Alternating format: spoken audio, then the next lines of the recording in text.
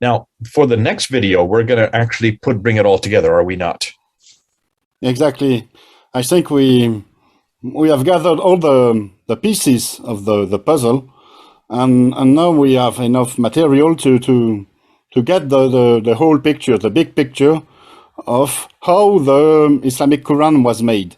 Okay. And what it is actually. We explain some very complex issues, and still there might be some confusion in the head of your audience. And I hope that this little comic strip will help them understand the big picture of how the Quran was made, the Islamic Quran was made. Yeah.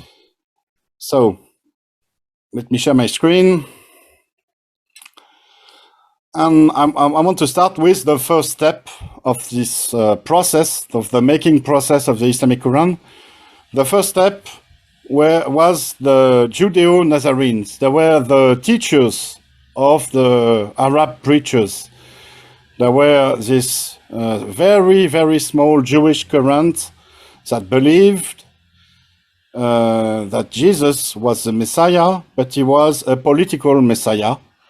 And they believed that they could trigger his second return, his second coming on earth. And so they could trigger the apocalypse by conquering Jerusalem, rebuilding the temple, and restarting the sacrifices and Moses' religion there. Then they had a plan to do this. They wanted to make an alliance with their the Arab Christians neighbors, and to benefit from their military help. In order to get them into the project, they took their sacred scriptures, their kitab in Arabic. The sacred scriptures, I think it was the Torah, it was maybe a bit of the Gospels, but it was it might have evolved in the Judeo-Nazarene context into a Judeo-Nazarene sacred scripture. They also had other scriptures, and they made an Arabic lectionary, a Quran, so in Arabic, out of those scriptures.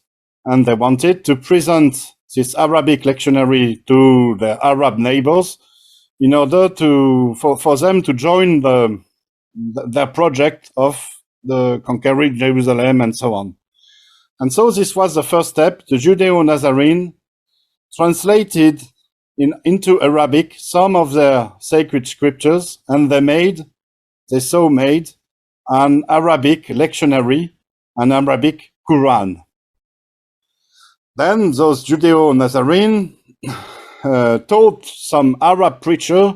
We don't know whether there were one or several preachers. We have clues that tells us that maybe there were several preachers. The standard Islamic narrative, of course, tells us that there was only one, but it also tells us about false prophets, other prophets who prophesied something besides Muhammad.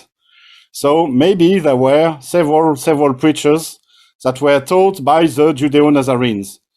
So they taught the Arab preacher about their kitab, their sacred scripture here, and they taught him the Arabic lectionary, the Arabic Quran.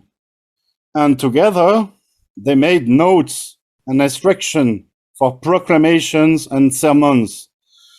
And the Arab preacher wrote notes, the Judeo-Nazarenes wrote notes, and in those notes, it was about the sacred scriptures of the Judeo-Nazarene, the Torah, the Gospel, and it was also about the Arabic lectionary, because the preacher, his main goal was to present the Arabic lectionary to an Arab audience. And this is what he did. With the Arabic lectionary, with his notes and drafts, and also with other notes, and with the help of the Judeo-Nazarenes, he addressed an Arab audience and told them what he had in his notes. He told them about the Kitab, which means the sacred scriptures, the Judeo-Nazarene sacred scriptures. He told them about the Arabic lectionary, the Quran, the Arabic Quran. And we see that in the Quranic text, sometimes he also addressed Jews, people of the book, but mostly he addressed an Arab audience.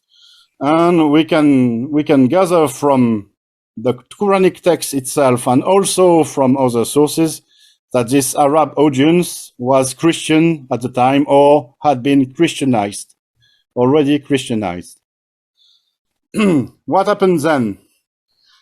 When the Arab conquest took place, when Jerusalem was conquered, the Messiah did not come back. And so the Arab who took Jerusalem got rid of the Judeo-Nazarenes, got rid of their sacred scriptures, got rid of the Arabic lectionary, and got also rid of the Arab preachers because they failed. They failed at their project. They failed at having Jesus come back in Jerusalem. And so the Judeo-Nazarenes and their Aramaic texts and their Arabic text, which is the Arabic lectionary, were kind of eliminated around 640 up until the Umayyads. And what remained then? What remained was the Arabic notes and instructions for the proclamations, the former proclamation and the sermons. Those were the only Arabic texts that remained. And then someone, a caliph, or I don't know who exactly, someone had the idea to gather all those Arabic notes and instruction and to make a book out of it. And he made the first Arabic mushaf, the first Arabic book. It was not the Quran yet, not the Islamic Quran yet. It was a religious book in Arabic that was a sort of symbol for the Arab leaders of this time, a symbol that they also had religious writings, that they also were legitimate as the Christians and the Jews who already had religious writing. And you see that in this book, the book talks about the Kitab as being the Judeo-Nazarene scriptures, and it talks about the Quran as being the Arabic lectionary. And thereafter, when Islam emerged as a religion, the Arabic mushaf was made into an Islamic Quran. It was kind of the same book. Some corrections were made, some interpolations were made, but the major change was that the Kitab was now identified as the Islamic Quran itself, and the Arabic lectionary was now identified as the Islamic Quran itself, leading to a big confusion in the text and leading to the difficulty we have nowadays to identify what the Quran means in the Islamic Quran, what the Kitab means in the Islamic Quran. Because the Quranic text, Kitab and Quran words, became understood as the Islamic Quran. And now you get the whole picture, the whole process of the making of the standard Islamic narrative Quran. This is how I think the Islamic Quran was made, out of the sacred scripture from the Jewish, from the Judeo-Nazarene, made into an Arabic lectionary, made into notes and instructions for proclamation and sermons. Those notes and instructions were made into a book, and because of this book speaks about a Quran and a Kitab. And when Islam was made, the sacred scriptures and the Arabic lectionary, the Quran, were given the same sense as the Islamic Quran. And so we have nowadays, what the standard Islamic narrative tells us about a very strange book, the Islamic Quran, which talks about himself as a book. There is when you look at the Quran according to the standard Islamic narrative, the Quran talks about himself as a book being already done, being already finished, as he talks himself as being a kitab. He talks about the Muslim as being the people of the kitab, the people of the book. And it is very confusing, and I think it is one of the reasons that the scholars, the academic scholars, have had such a difficulty understanding the Quran because of the confusion, because of this genius idea of the one who made the Islamic Quran to transform the Arabic lectionary into the Islamic Quran and the sacred scriptures into the Islamic Quran.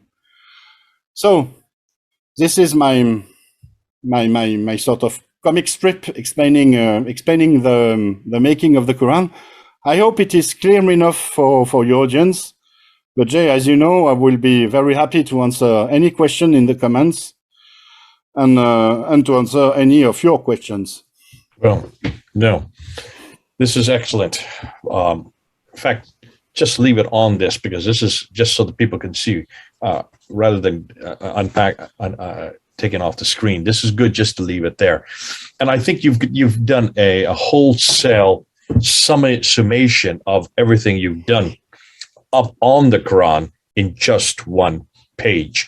So I would suggest that people take this that they're looking at right now, grab it off the screen, print it off, memorize the 6 steps. It's 6 steps that Odon has done here.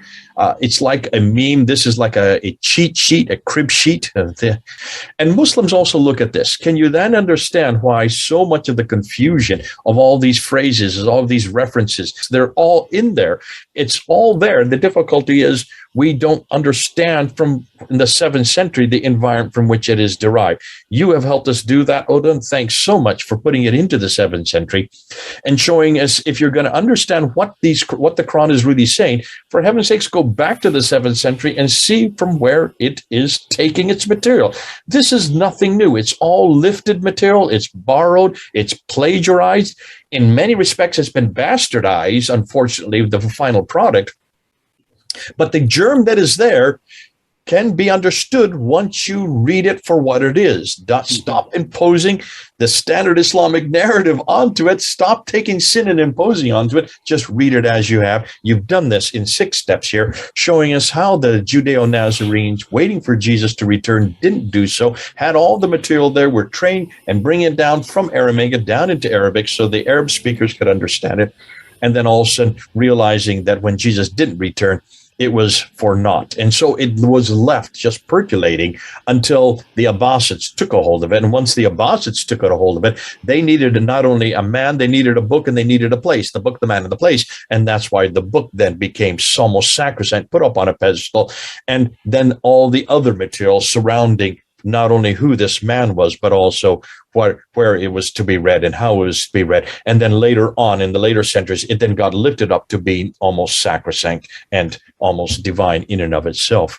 So fascinating. That's a great way to put it, so we can see it's visualized so that we can actually use it. Thanks so much, Odon. This has been a great help. Terrific as usual. Thanks so much, Odon. Great to have you again. Just another word, Jay. For those who want it, they can download it from my website.